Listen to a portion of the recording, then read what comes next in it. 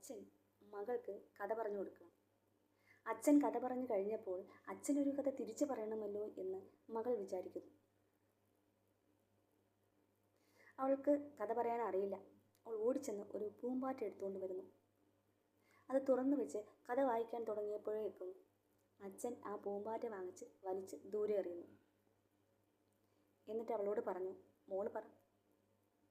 മോള് പറയുന്ന കഥയാണ് അച്ഛനിഷ്ടം. എനിക്ക് കഥ പറയാൻ അറിയില്ലല്ലോ. ആര് പറഞ്ഞു? ഈ ലോകത്തിൽ ഏറ്റവും നന്നായി കഥ പറയാൻ കഴിവുള്ള ആൾ ആരാണെന്ന് അറിയാമോ? ആരാ? നീ?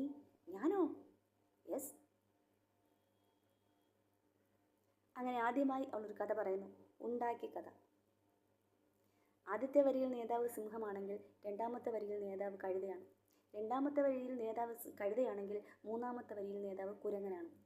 അങ്ങനെ യാതൊരുവിധ ബന്ധവുമില്ലാത്ത ഒരു കഥ. കഥ കഴിഞ്ഞപ്പോൾ അച്ഛൻ കൈയടിക്കുന്നു. നല്ല കഥ, നന്നായിട്ട് പറഞ്ഞു.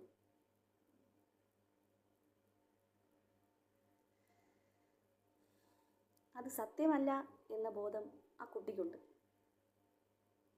എന്നാലും